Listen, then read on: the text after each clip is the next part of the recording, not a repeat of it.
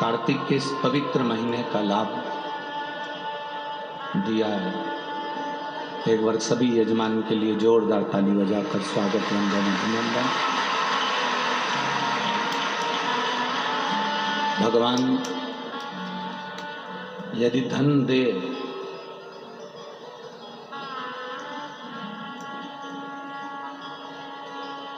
और सद्बुद्धि, सद्विचार, सद्ज्ञान मेरा बाबा अगर आपको दे तो बाबा से प्रार्थना यही करना कि हमें भी जिंदगी में ऐसा धन देना, हम भी एक बार शिव महापुराण की कथा करवा सकें, इसी कृपा करें।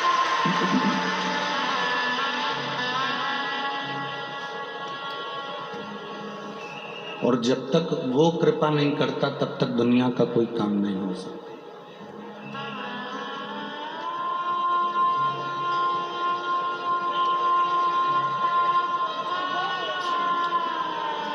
पूरी रात आज लोग शंकर भगवान के इतने भक्त पूरी रात्रि भर गाड़ियां चलती रही, लोग आते रहे।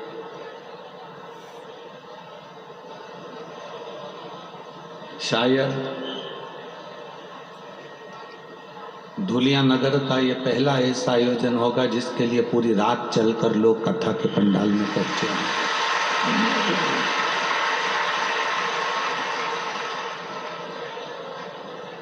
रात भर भक्त चलते रहे, कथा के पंडाल में पहुंचे। मैं आविष्कार जी, भूसे जी को बहुत बहुत साधुवाद देता हूं कि ये कथा जब वो सीहोर लेने के लिए गए थे तो सीहोर से उनको कहा गया था मात्र 10 दिन हैं आपके पास में और 10 दिन में आप व्यवस्था कर सकें तो बहुत बड़ी बात है। और आविष्कार जी, भूसे जी को धन्यवाद देने से ज़्यादा धन्यवाद देना चाहूँगा इस टेंट लगाने वाले भैया को, जिसने 10 दिन में इतना बड़ा टेंट खींच कर तैयार। हमारे यहाँ जो टेंट लगते हैं उसको लगाने में 20 से 25 दिन, 1 महीना लगता है। 15 दिन लगते हैं, 20 दिन लगते हैं, पर उन्होंने ये 10 दिन में खींचा।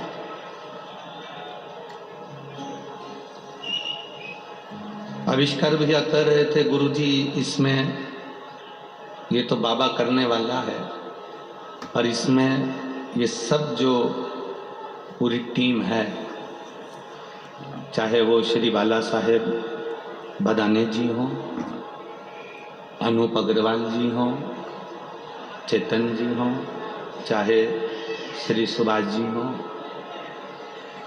पूरी टीम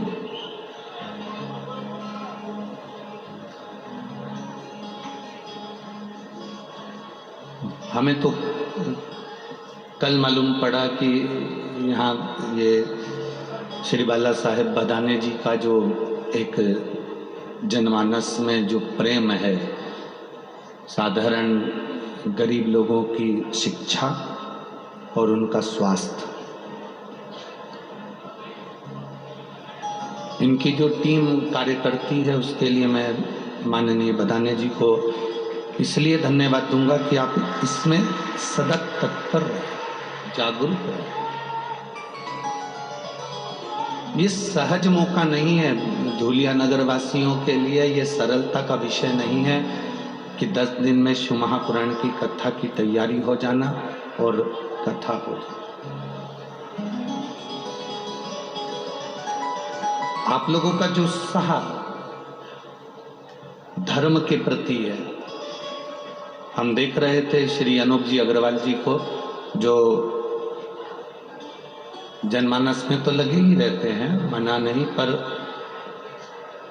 उनका जो उत्साह है इस कार्यक्रम के प्रति, शिव महापुराण के प्रति, तो हमको लगता है पत्रों में जैसे पत्र आया है, अभी तो कथा की शुरुआत है,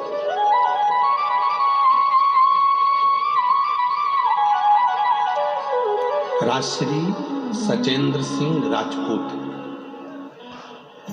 दोंडाईचा तहसील सिंदखेड़ा जिला धुलिया। इन्होंने पत्र लिखा है। उस पत्र में इन्होंने लिखा, हम दादा बाबू भूसे जी को, अनूप अग्रवाल जी को, सुभाष जी भामरे जी को और बदाने जी को बहुत बहुत साधुवाद दे रहे हैं। हम इनका जिंदगी में एहसान नहीं भूलेंगे। सारी जगत में कथा हो रही थी पर हमारा धूलिया सुना था और धूलिया को इन्होंने ये गिफ्ट दिया है दिवाली का, उसको हम भूल नहीं। ये दीपावली का गिफ्ट है जो इन्होंने दिया।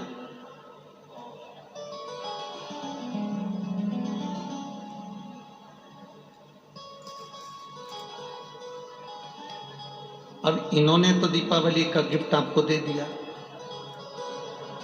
पर आपसे दीपावली का गिफ्ट, चाहे वो आविष्कार जी भूसे हो, दादा बाबू भूसे हो, चाहे सुभाष जी भामरे जी हो, चाहे बाला साहब बदाने जी हो, चाहे चेतन जी मंडोरा जी हो, चाहे वो अनूप जी अग्रवाल जी हो, इस कथा को करवाने का केवल एक लक्ष्य, हमारे सनातन धर्म को कोई आंच ना आए और धूलिया अपने सनातन धर्म में जागरूक हो जाए।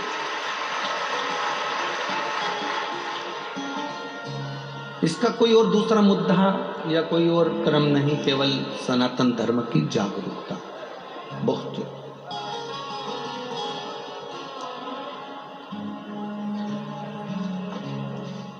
आपके भीतर जितनी जितनी भक्ति जागृत होती चली जाएगी उतना उतना भगवान शिव आपके करीब में आते चले जाएंगे। अच्छा देखने की दृष्टि भी परमात्मा ने हमको दी है और बुरा देखने की दृष्टि भी परमात्मा ने हमको दी है। किसी व्यक्ति में हम अच्छाई देखते हैं तो इतनी सारी अच्छाई देख लेते हैं कि उसके बराबर दुनिया में कोई अच्छा ही नहीं है, और उसी व्यक्ति में जब हम बुराई ढूंढते हैं तो इतनी बुराई ढूंढ लेते हैं कि उसके बराबर दुनिया में कोई बुरा है ही नहीं। जैसे तुम्हारे घर की बहू, तुम्हारे घर की, बोलो बोलो जम के बोलो, बहू, जब तक शादी नहीं होती तब तक पूरे नगर में डोंडी पीटती हो, इतनी बढ़िया लड़की है, एकदम गुड नेचर है, दिखने में भी सुंदर है, उसके माँ बाप के इतने अच्छे संस्कार हैं कि हम 3-4 बार गए, उसने उठ के हमको नमन करा, प्रणाम करा। उसकी एजुकेशन बहुत अच्छी है, बहुत अच्छी पढ़ाई करी, उसके माँ बाप ने बहुत अच्छा ज्ञान दिया है, सब काम कर लेती है, सिलाई उसको आती, कढ़ाई उसको आती, बुनाई उसको आती, सब। जब तुमने उस लड़की में इतने सारे गुण देखे, उस बेटी में तुमने इतने सारे गुण नजर किए, तब तुमने अपने लड़के के लिए उस लड़की को चुना। शादी के 2 साल बाद ऐसा क्या हो जाता है कि उसकी हर काम तुमको बुरा लगने लगता है? क्या?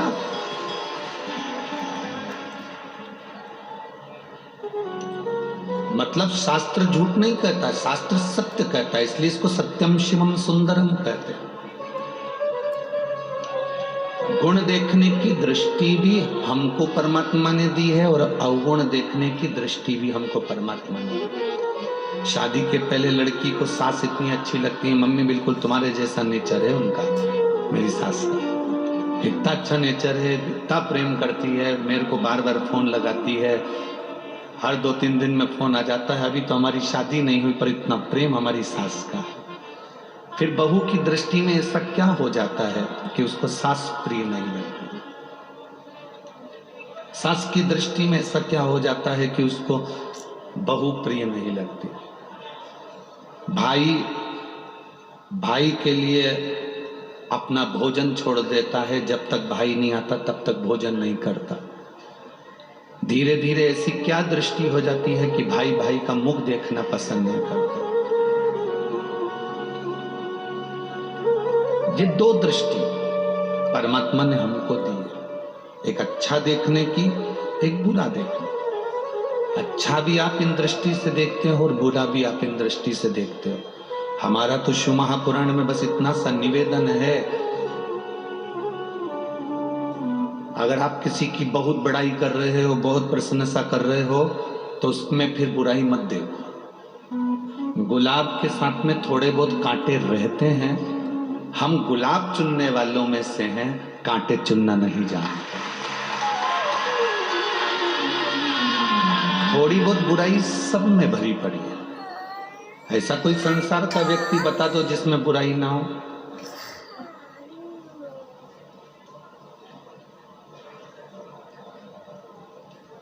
कोई कितना बड़ा भी, कितनी भी ऊंची पोस्ट पर पहुंच जाए, कितना बड़ा भी संत साधु गुरुजन बन जाए, उसमें भी कोई ना कोई बुराई रह जाए।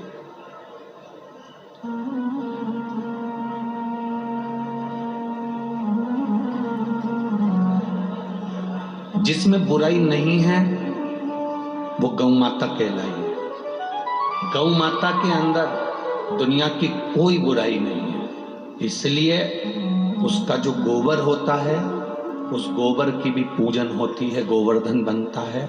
गाय का जो गोबर होता है उसको भी घर में लीपा जाता है। गाय का जो गोबर होता है उसको लक्ष्मी माना जाता है, क्योंकि उसमें बुराई नहीं है। मनुष्य में बुराई है, भले फिर वो कितना बड़ा भी संत क्यों ना हो, कितना बड़ा भी गुरु क्यों ना। इसलिए गाय का गोबर पूजा जाता है, मनुष्य का गोबर पूजा जाता है क्या? चाहे वो कितना बड़ा भी पीठाधीश मठाधीश हो,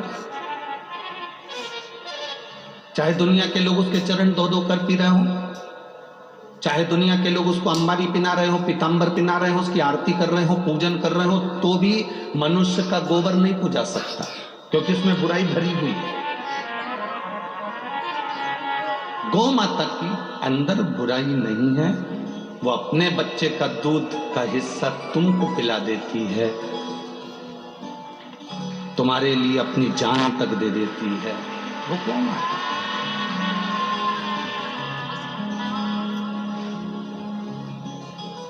अब जैसे गौ माता में बुराई नहीं है, संसार में अगर भगवान ने हमको जन्म दिया है तो हम क्यों बुराइयां चाहते? हम क्यों एक जरा सा फेसबुक पे किसी ने उल्टा सीधा कमेंट्स कर दिया और कह दिया कि वो व्यक्ति ऐसा है, और तुमने उसमें कमेंट्स डालना चालू कर दिया, हाँ वो तो ऐसा ही है, वो तो वैसा ही है। तुम्हें क्या करना उससे? अगर मेरे भोले बाबा को एक लोटा जल चढ़ाते हो तो उनसे सीखो, वो मौन रहते हैं, नेत्र बंद कर कर, किसी से कोई मतलब नहीं है उनको। जब मौका मिलता है तब नेत्र खोलते हैं, दर्शन का आनंद लेते हैं और जगत का कल्याण करते हैं।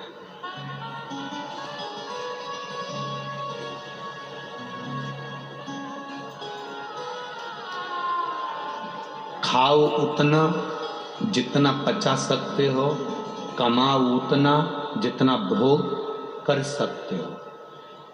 आप 24 घंटे दुकान पर बैठो, हमें कोई दिक्कत नहीं। आप 24 घंटे काम करो, हमें कोई तकलीफ नहीं है। उसमें सीवर वाले महाराज का क्या घटने वाला है? पर 24 घंटे दुकान पर बैठ रहे हो, सुबह 8 बजे से लेकर रात को 11 बजे तक दुकान पर बैठे हो, व्यापार कर रहे हो, कमा रहे हो, तो आपसे निवेदन है कि तुम्हारे सामने से कोई मूंगफली वाला निकले, कोई अच्छा फल वाला निकले, कोई अच्छी दुकान वाला निकले, तो निवेदन है कमा कमा कर केवल गुल्लक में मत रखना, थोड़ा अपने ऊपर खर्च भी करना। भूखे रह लेते हो और दिन भर दुकान पर लगे रहते। किसके लिए कमा रहे हो? मन कर रहा है मूंगफली खा लूं, पर ग्राहक खड़े हैं। मन कर रहा है कि सेब खा लूं, पर ग्राहक खड़े हैं। मन कर रहा है कि बीज जाम खा लूं, पर ग्राहक खड़े हैं। मन कर रहा है कि गन्ने का रस पी लूं, पर ग्राहक खड़े हैं। ये ग्राहक तो समय पर आते रहेंगे, पर अपने शरीर का भी ध्यान दो बाबा। प्रथम सुख क्या है? जम के बोलो, प्रथम सुख निरोगी काया। अगर काया का सुख नहीं है तो कोई आनंद नहीं। ये काया अगर ठीक है तो तुमने जो करोड़ों कमाए हैं उसका तुम भोग कर सकते हो, वरना तुम 40-50 साल तक तो व्यक्ति खूब कमाता पैसा जोड़ जोड़ के रख जाता, और 45 से 50 साल का जब होता तो 50 साल के बाद जो कमाया हुआ है वो सब डॉक्टर में लगाते जाता। क्या मतलब? 40-50 साल तक कमाया और 40-50 साल तक कमाने के बाद उसको उठा के डॉक्टर में लगाया, तो ऐसी कमाई किस काम की?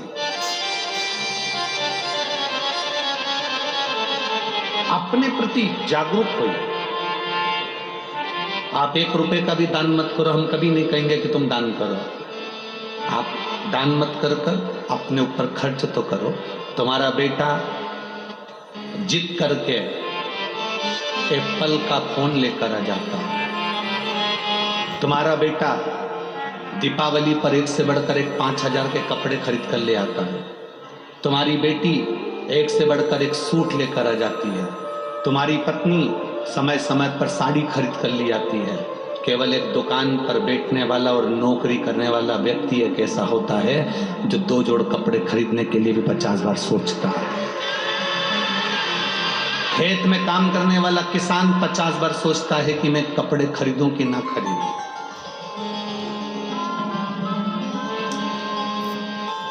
घर में काम करने वाली माँ 50 बार सोचती है कि मैं कपड़े खरीदूं कि ना खरीदूं।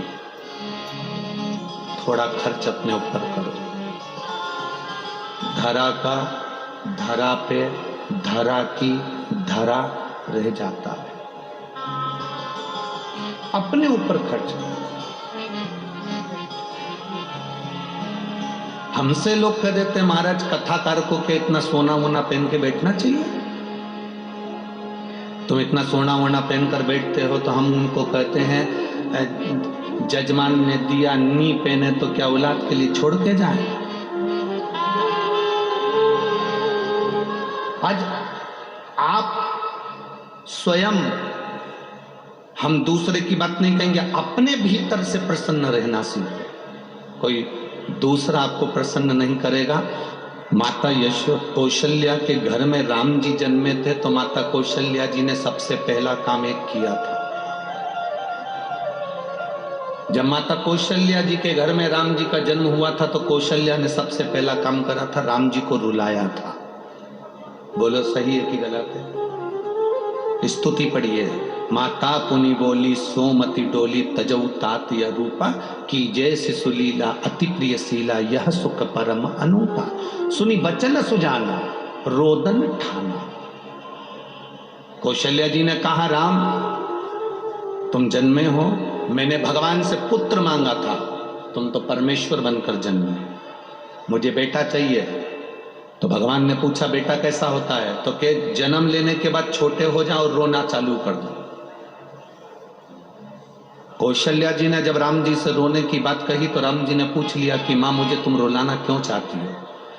कौशल्या जी ने कहा बेटा राम, इस पृथ्वी पर जो जन्म लेता है उसको जन्म से लेकर मरने तक केवल रोना ही पड़ता है। मुस्कुराने के लिए तो शिव महापुराण के 5 दिन 7 दिन मिलते हैं। ये 7 दिन का जो मेला है, ये 5 दिन का जो मेला है, ये मुस्कुराने का मेला है।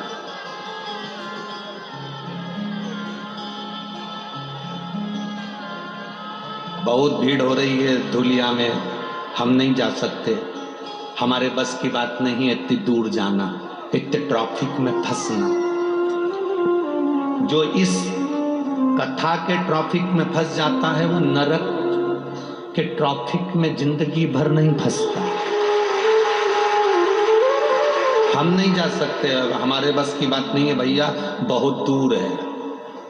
और वहां तो खूब कई बार तो चेन चोरी चली जाती है, मंगलसूत्र चोरी चले जाता है, सामान चोरी चले जाता है। तो सीवर वाला मारा है तो रोज चिल्ला चिल्ला कर कहता है काहे को पहन के आते हैं।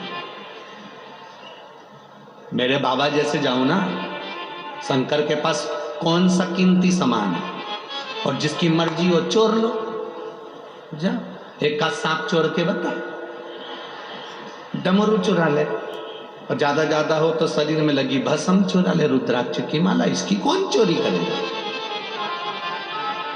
मेरे शिव जैसे अड़भंग बनकर जा, कथा के पंडाल में कोई वीआईपी बनकर मत जाना, बहुत करोड़पति बनकर मत जाना, बाबा के दरवाजे पर तो उसका सेवक बनकर। अड़बंग कोई सोना चांदी हीरा पन्ना कुछ पहन कर मत जाओ, अगर पहन कर जाना है तो गले में रुद्राक्ष हो, तुलसी हो और मुख में श्री शिवाय नमस्तुभ्यम हो और मस्तक पर त्रिपुंड हो, चंदन हो और मेरे बाबा की कथा हो। जहाँ जगह मिले वहाँ बैठकर जब हम कथा कर तत्व ग्रहण करें तो ऐसा लगना चाहिए मेरे पास में से मेरा बाबा निकल कर गया, मेरे पास में से मेरा।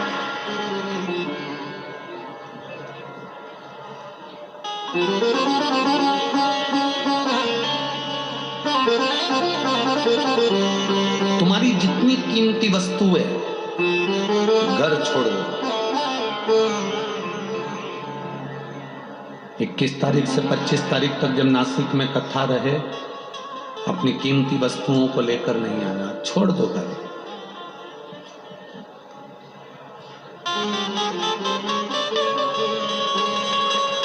आप में से कितने लोग हैं जो दोपहर के 12 बजे घर के बाहर दिया लगाते होंगे? कोई नहीं लगाता।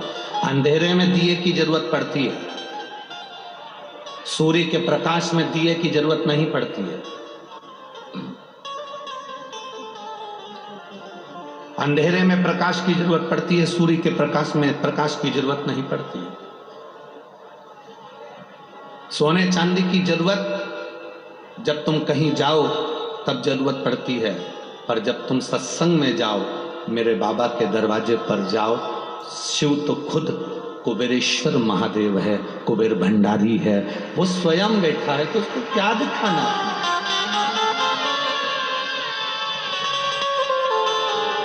हाँ, घर में रहो ना तब खूब अच्छे अच्छे तुम्हारे पास में जो जो रखी सामग्री है सब पहनो, जितनी अच्छी अच्छी साड़ी हो रोज अलमारी में। ऐसा नहीं कि तुमने जमा के रख दी, ये मैं छोरा की शादी में पहनूंगी, ये मैं देवर के लड़के की शादी में पहनूंगी, ये मैं उसकी शादी में पहनूंगी, मैं एक किटी पार्टी में पहनूंगी, ये मैं कहीं पर शादी की सालगिरह में जाऊंगी तब पहनूंगी। वो साड़ियाँ इतनी संभाल के मत रखो, उससे पहले निपट गए तो।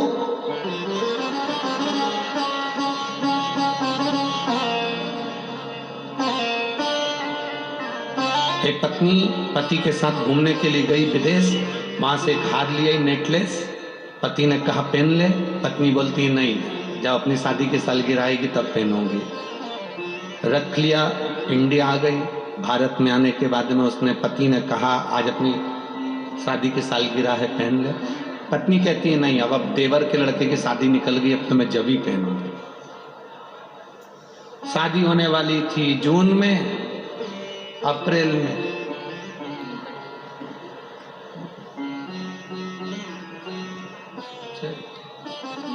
पति खूब रो रहा था, अंदर गया, नेकलेस निकाल के लाया, पत्नी को अर्थी पे पिनाने लगा बॉडी। दोस्त कहते पागल हो गया है, मर चुकी है, क्यों हार पहना रहे हीरे का? पति कहता है कि मैं रोज कहता था पहन ले पहन ले, वो हमेशा कहती थी बाद में पहनूंगी बाद में पहनूंगी। बाद का काम कभी नहीं हुआ। तुम्हारी अलमारी में जितनी साड़ी है ना, आज से नियम बना लो, रोज नई पहनो।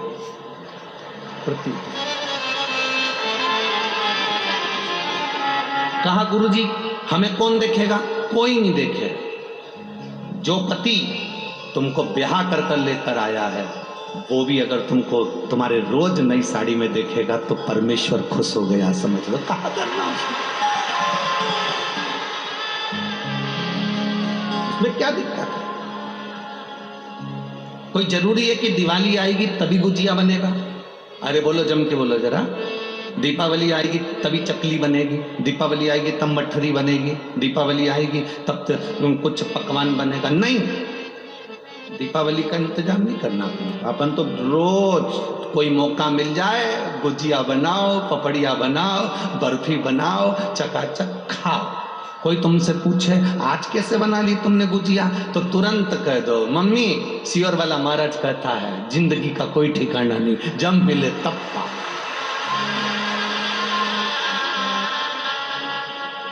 जीवन का क्या ठिकाना, आज है कल ना हो।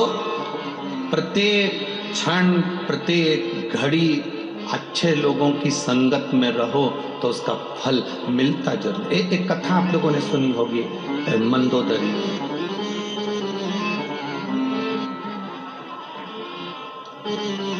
एक जंगल में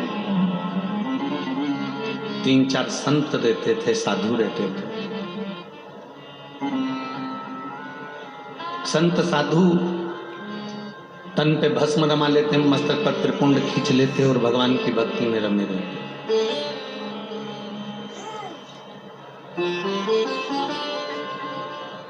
और जो भगवान की भक्ति में रमा हुआ है उसको कहीं ना कहीं सुख का स्मरण है।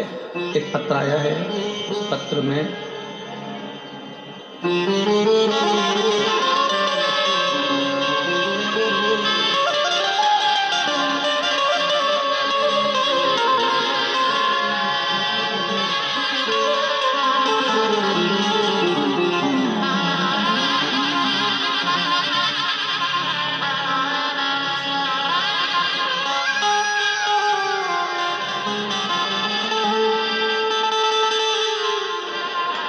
सोनाली नीलेश जी चोरे, पति का नाम है नीलेश सुरेश चोरे, पता है 40 गांव रोड, पंचवटी नगर, धूलिया।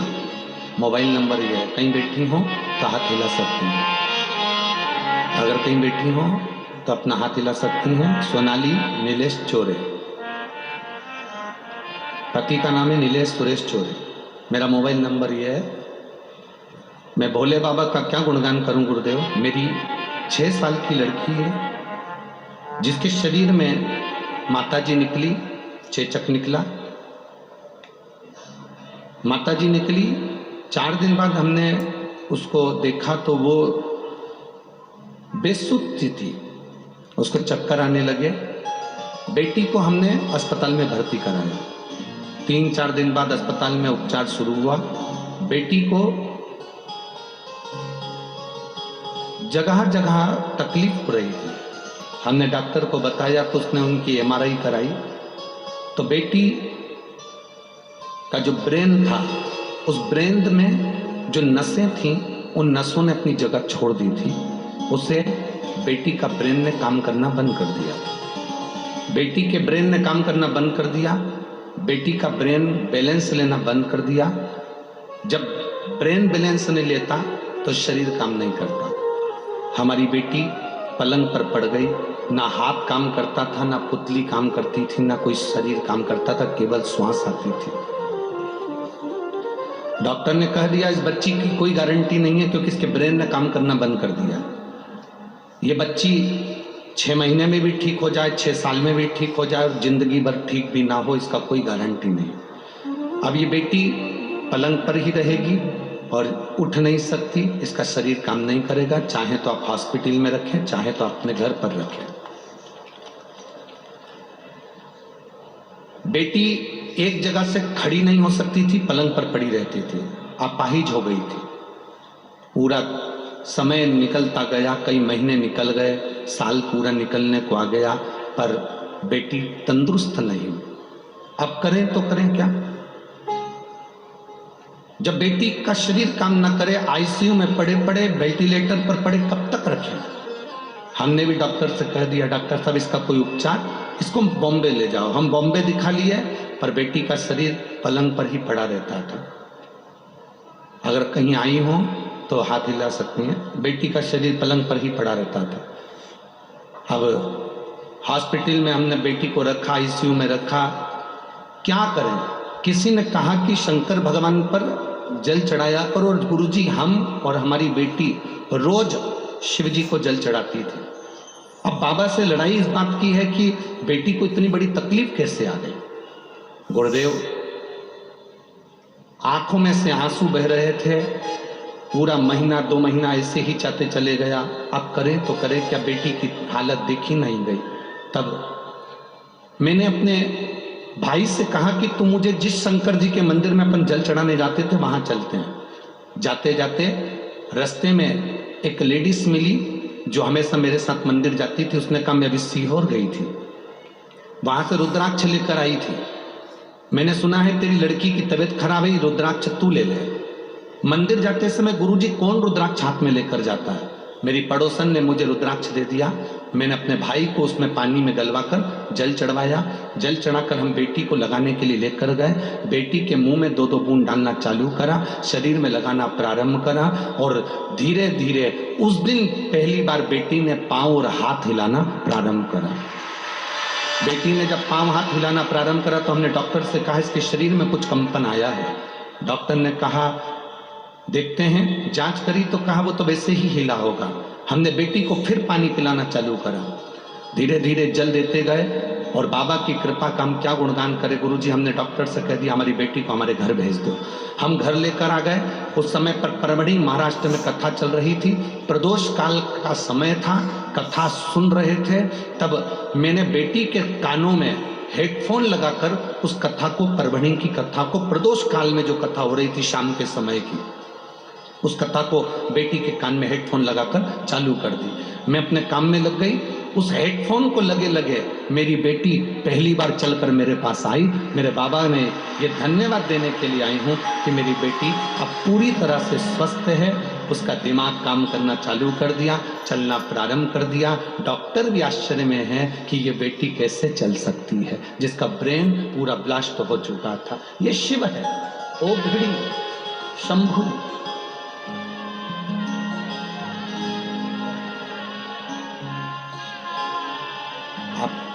जो भजन करते हैं, आप जो स्मरण करते हैं,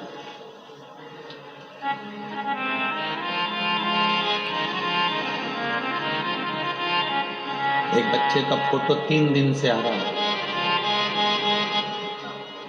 जिस बच्चे का चेहरे पर फटाका फूट गया था और आंखें दोनों चली गई थी, जिस बच्चे की प्लास्टिक सर्जरी डॉक्टर को करना था पर आंख की गारंटी नहीं थी कि दोनों नेत्र वापिस आएंगे, क्योंकि आंखें अंदर से पूरी जल चुकी थी। इस बच्चे का फोटो आप एलईडी पर देख सकते हैं, आस्था चैनल पर देख सकते हैं। एलईडी पर, आस्था चैनल पर आप फोटो देखेंगे।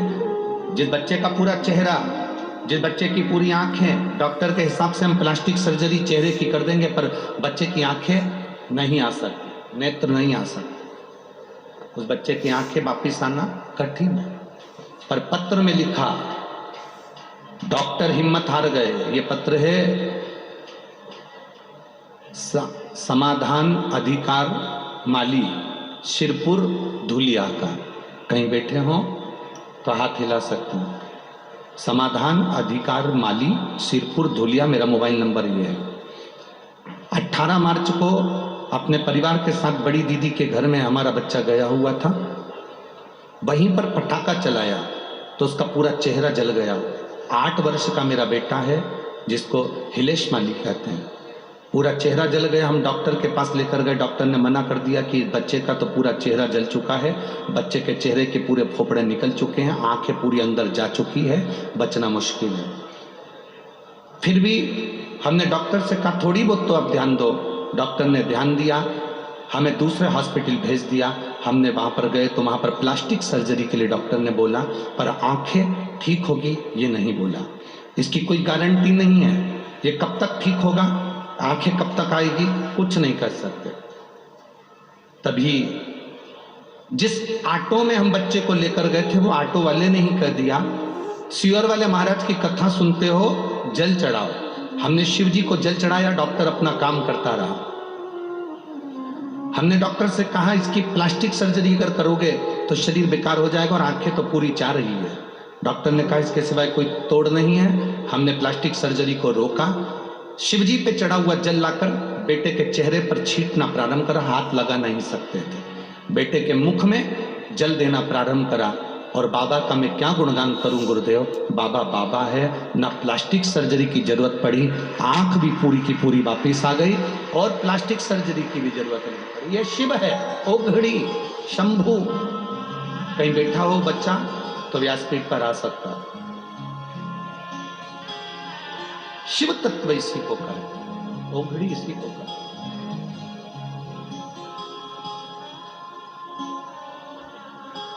आप कितना भरोसा करते हैं, आप कितना विश्वास करते हैं, ये आप पर निर्भर करता है कि शिव के प्रति आपका भरोसा कितना है, शिव के प्रति आपका विश्वास कितना।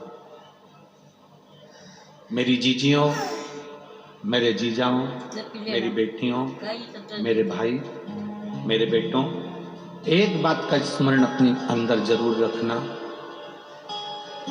दुनिया के लोग कितने भी तुमको भटका दें, दुनिया के लोग तुम्हारे को कैसे भी भटकाएं कि ये तुम नहीं कर सकते, तुम क्यों शंकर का भजन करते हो, क्यों जल चढ़ाते हो, क्यों जाते हो, कोई कितना ही कहे तो भी तुम्हारा भरोसा इतना पक्का रखना कि तुम्हारी दुख की घड़ी में, जैसे इस बच्चे के दुख की घड़ी में, इस लड़की के दुख की घड़ी में, जैसे जैसे जैसे इस दुख की घड़ी में उसका विश्वास पक्का रहा और उसका बाबा उसको संभालने के लिए आया, वैसे बाबा आता जाए।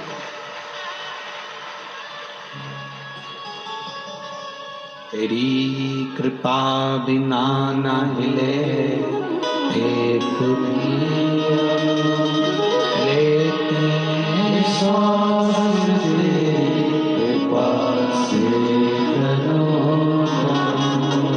बखान क्या करूं राखों का चपटी भगोत में खजाना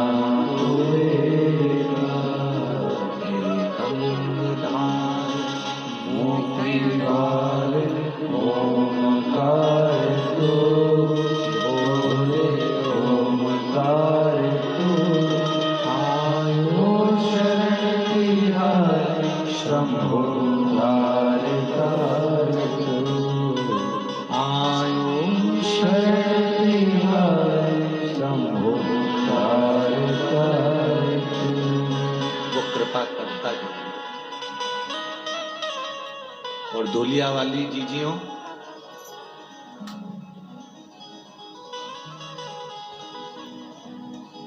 कहीं तुम्हारा पुण्य प्रबल हुआ होगा और तुमने बाबा से कहीं प्रार्थना करी होगी, तब आविष्कार भू से इस कथा को सीहोर से लेकर धोलिया तक आया। कहीं शिव कृपा हुई होगी तो, बिना कृपा के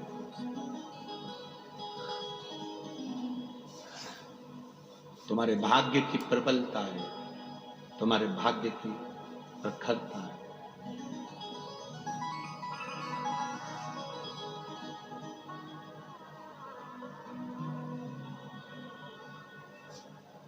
हम कहते हैं जिस नगर में, जिस गांव में शिव महापुराण की, कुबेरेश्वर बाबा की ये परम प्रिय शिव महापुराण ये पोथी पहुंचती है, उस नगर वाले जितना जितना पलक पावड़ा बिछाकर सेवा करते हैं, कई लोग होंगे ऐसे जिन्होंने भंडारे में अन्नदान किया होगा, कोई लोग होंगे जिन्होंने सेवा करी होगी, कोई महेश्वरी समाज हो, अग्रवाल समाज हो, जैन समाज हो, ब्राह्मण समाज हो, दर्जी समाज हो, सिंधी समाज हो, पावलपुर समाज हो, सिख समाज हो, जिन जिन ने जिस जिस रूप में जो जो सेवा करी, कोई ने पानी पिलाया होगा, कोई ने भोजन कराया होगा, कोई ने कुछ दिया होगा।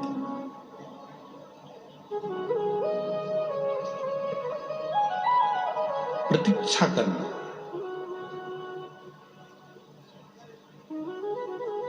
आप दूसरी जगह नहीं जाके बता सकते तो 2025 में हम वापिस यहां आएंगे। अग्रवाल परिवार कथा कराएगा, हम वापिस यहां पहुंचेंगे, तब हम आपसे पूछेंगे कि बाबा ने क्या क्या दिया और क्या क्या नहीं दिया।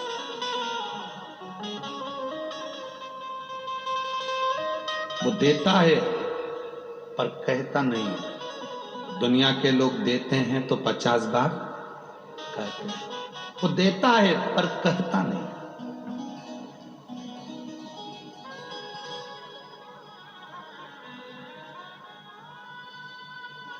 शिव कथा कह रही है, 4 संत साधु जंगल में रहते, कोई झूठा जरूर करता। तेरी पूजा में फूल ले आई, इसे भंवरा भी झूठा। फूल चढ़ा रहे हैं, उसको भंवरे ने झूठा करा। बेलपत्र चढ़ा रहे हैं, उसको इल्ली ने झूठा करा, पक्षी झूठा करा।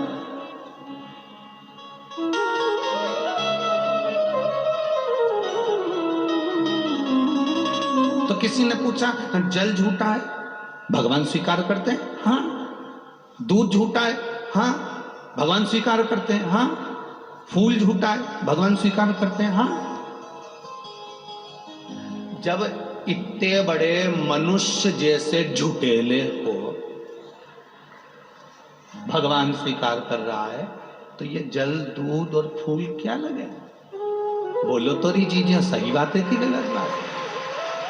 कितना झूठेला इंसान हो गया आज के जमाने में। बैठता दुकान पे, कहता घर पे।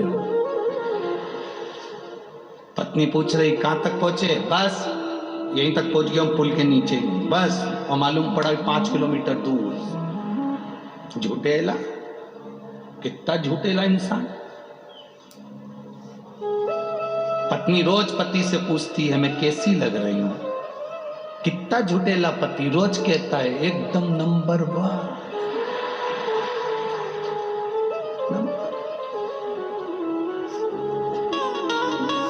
वो तो जब मर के ऊपर गया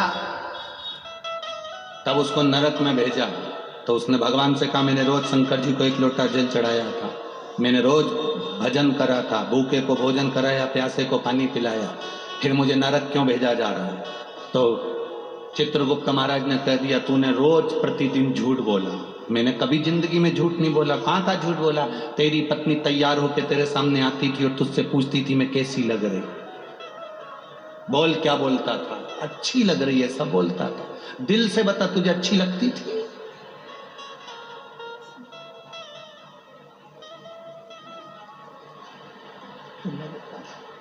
बस झूठ। कभी कभी अनायास पुण्य हो जाता है, कभी कभी अनायास पाप हो जाता है। एक अनायास पुण्य, एक गाड़ी चलाने वाला ड्राइवर मर गया और मरने के बाद सीधे बैकुंठ गया। अब बैकुंठ का दरवाजा बंद था, लाइन लगी हुई थी, सब एक के पीछे खड़े हुए थे। आगे आगे संत भी खड़े थे, साधु सन्यासी पुण्यवान जीव, सब बैकुंठ के दरवाजे पर लाइन से खड़े। ये गाड़ी का ड्राइवर भी वहां जाकर, बस का ड्राइवर भी खड़ा हो गया। जीन्स फटी, चश्मा, चाबी का कीरिंग हिला रहा था, मुंह में पान भरा हुआ था। इतने में संतों ने देखा उस गाड़ी के ड्राइवर को, तो मन में विचार करा बताओ कैसे कैसे लोग बैकुंठ आ जाते हैं। इनको तो नरक जाना चाहिए। फटी हुई जीन्स पहन रहा है, चश्मा लगा रहा है, मुंह में पान भरा है, कीरिंग हिला रहा है, इनको तो नरक जाना चाहिए। ये बैकुंठ की लाइन में खड़े तो अपना क्या जा। आगे आगे चले तो दरवाजा खुला। चित्रगुप्त महाराज ने बुलाया, आओ संत अंदर आए, तुम जाओ। सामने एक रूम बना हुआ है, झोपड़ी, उसमें चावल रखा है, दाल रखी है, शक्कर रखी है, अपना खाना खुद बनाओ, जाओ। उसके बाद कोई एक और व्यक्ति आया, उसको कहा तुम वो जो एक रूम है एसी का, उसमें जाकर रहो। अब गाड़ी का ड्राइवर आया, उसके पीछे और भी संत खड़े थे। गाड़ी का ड्राइवर आया तो उससे कहा जाओ, सामने वीआईपी बंगला बना हुआ है, उसमें सोने की थाली, चांदी के कटोरे और भोजन बनाने वाली दासियां लगी हुई हैं, तुम प्रेम से भोजन करना, वो तुम्हारे पंखे झेलेगी। इतने में संतों को क्रोध आ गया। हमने इतना भजन करा, कथा सुनाई, प्रवचन करा, हम इतनी पूजन करे और हमको झोपड़ा दिया, और वो गाड़ी का ड्राइवर, उसको तुमने वीआईपी बंगला दिया, ये कोई तरीका है? चित्रगुप्त महाराज बोले फालतू की बात मत करो, ये यमलोक है, यहाँ सही नियम होता है। क्या खाक सही नियम होता? जरूर तुम लोगों ने रिश्वत ली होगी इस बस वाले से, इसलिए उसको अच्छा तुम लोगों ने बंगला दिया, और हम संतों को, साधुओं को, गुरुजन को, कथा बाचने वाले को टूटा हुआ झोपड़ा दिया। इतने में यमराज आ गए। यमराज ने पूछा क्यों चिल्ला चोट कर रहे हो महाराज? महाराज बोले यहाँ रिश्वत चलती है, बस के ड्राइवर को अच्छा बंगला दिया और हमको टूटा हुआ झोपड़ा दिया। हमको टूटा हुआ झोपड़ा। यहाँ जरूर रिश्वत चलती होगी। इतने में तुरंत यमराज ने कहा महाराज जी यहाँ रिश्वत नहीं चलती, यहाँ कर्म का खेल देखा जाता है। क्या कर्म का खेल देखा जाता है? हम कथा करते हैं, प्रवचन देते हैं। तो इतने में यमराज ने कहा महाराज जी बात इतनी सी है, आप कथा करते हैं, आप प्रवचन करते हैं, जितने लोग कथा सुनने आते हैं वो दीवार से टिक टिक कर सोते हैं, और ये बस का ड्राइवर जब बस चलाता है इतनी तेज चलाता है अंदर बैठे हुए सब हनुमान चालीसा पढ़ते हैं। अब जितने लोग हनुमान चालीसा पढ़ते हैं उन सब का पुण्य इसी को मिलता है, क्योंकि ये बस तेज चलाता है और उनको भय लगता है। भय के कारण मुख से राम नाम, कृष्ण नाम, शिव नाम निकलता है। पुण्य तो जाएगा ना खाते में।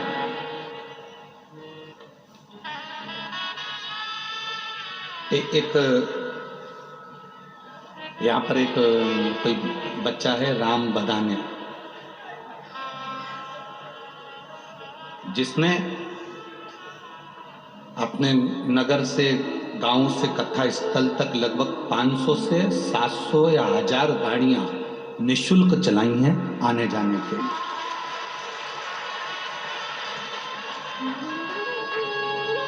निशुल्क आने जाने के लिए गाड़ियां चलाई। अब इतने लोग उसकी गाड़ी में बैठकर गए, आए, भजन करा, कीर्तन करा, जितने बैठे थे भगवान का नाम ले रहे थे, कथा सुनने के लिए आए, उसका थोड़ा बहुत पुण्य तो उसके खाते में जाएगा ना। अरे बोलो तो जम के जाएगा ना। जी पुण्य देखा जाता है कि किसके खाते में जा रहा है। बीमा वाला को देखा है, बीमा करता है जो, अरे बोलो तो जम के, वो तुम्हारा प्राण खाता है, बीमा करवा लो, बीमा करवा लो, अच्छी पॉलिसी आई है, करवा लो। अब जरा सोचो कि बीमे वाले का क्या फायदा। केवल दुनिया में एक ही है बीमे वाला, जो तुम्हारी पत्नी के साथ तुम सोफे पे बैठे हो और तुम्हारे मरने की बात करता है। बाकी की किसी की हिम्मत नहीं कि तुम्हारी पत्नी या तुम्हारे परिवार वालों के सामने मरने की बात कर ले। केवल बीमे वाला बोलता है देखो तुम एक्सपायर हो जाओगे तो तुमको पॉलिसी का इतना पैसा मिलेगा। और पत्नी भी इतनी चतुर, पल्लू ले लेके सुनती है, कोई इससे अच्छा पॉलिसी बताओ, इससे अच्छी। अब उसने देख लिया, भाभी जी को ज्ञान आया तो उसने कहा भाभी जी एक पॉलिसी और है, उसका रिफंड बहुत जोरदार। मान लो एक्सीडेंट में मरते हैं तो इतना मिलेगा। भाभी जी बोली फिर यही ठीक है, फिर ठीक। एक ही है।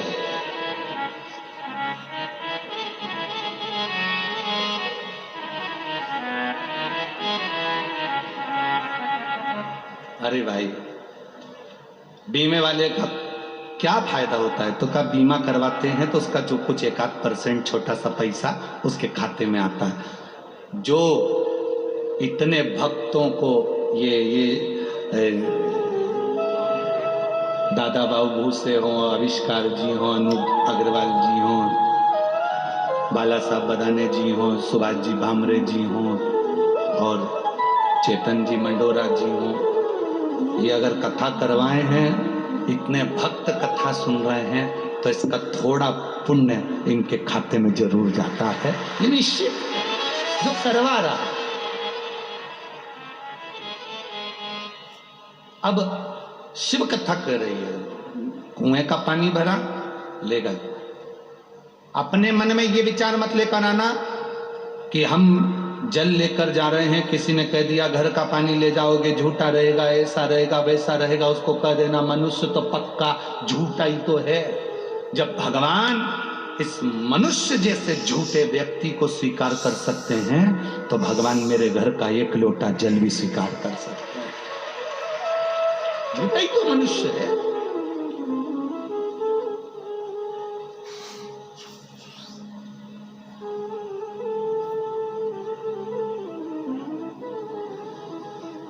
अब इतने झूठे मनुष्य को जब परमात्मा ने स्वीकार कर लिया तो हम कहां लगे?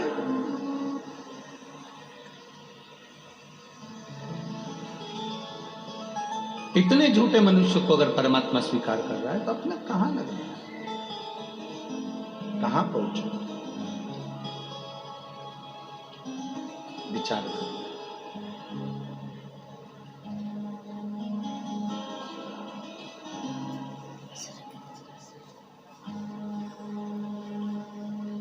शिव कथा कर रही है, भगवान शंकर का चरित्र कर। एक माँ ने एक पत्र लिखा है, उस पत्र में लिखा, किसी माँ ने उसके बच्चा नहीं हो रहा था, और बच्चा नहीं हो रहा था तो उसने प्रयोग करा, और प्रयोग कर कर बच्चा हो भी गया, गर्भ में बच्चा आ भी गया, जन्म भी ले लिया, और जन्म लेने के बाद उस बच्चे को एक तो हृदय में छेद बता दिया, दूसरा उस बच्चे को जब वो बच्चा बहुत ज़्यादा बीमार रहने लगा तो हॉस्पिटल लेकर गए तो उस बच्चे के एक गठान बता दिया। अब 1.5 महीने के बच्चे को लेकर वो माँ हॉस्पिटल में गई अपनी सास के साथ।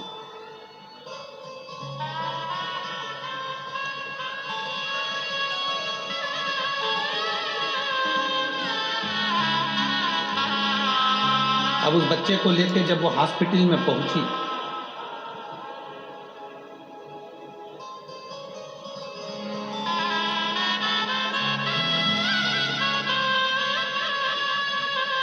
योगिता दीपक सोनबड़े, हितार्थ दीपक सोनबड़े नंदुरबार से आए हैं, हमारी बच्ची को भी लेके आए हैं। गुरुदेव 17 अक्टूबर 2022 को बच्चे ने जन्म लिया था। उसके जन्म के बाद में बच्चा ठीक था, पर एकदम उसको तकलीफ हुई, 1.5 महीने का हो गया था। तब उसको हम दिखाने डॉक्टर के यहाँ लेकर गए। डॉक्टर के यहाँ लेकर गए तो उस बच्चे के पेट के अंतर्गत एक गठान बता दी। गठान थी 3 mm की, 3 mm की गठान थी।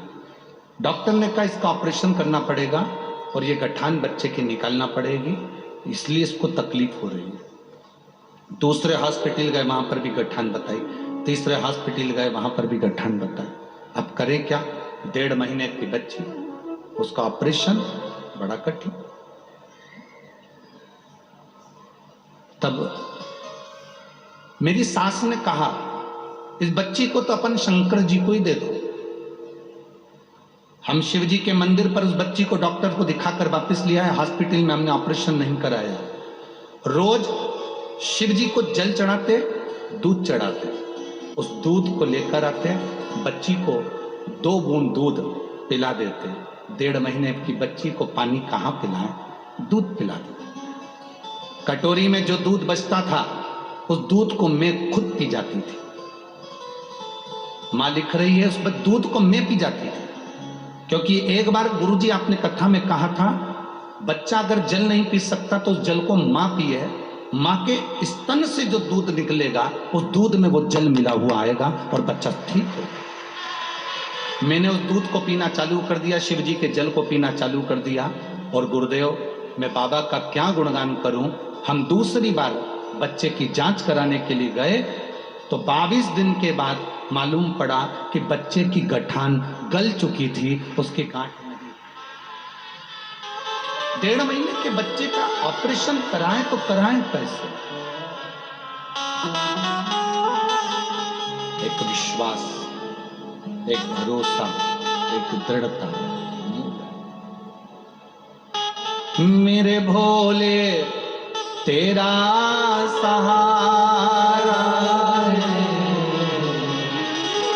मेरे भोले तेरा सहारा है, मेरी नैया का तू किनारा है, मेरी नैया का तू किनारा है। ये शिव है ओखड़ी।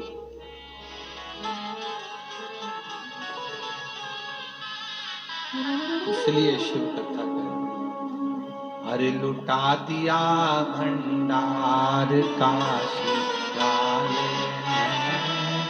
कर दिया माला। पहले आप लोग गाएंगे, फिर भजन प्रारंभ होगा। एक बार फिर से आप लोग लुटा दिया।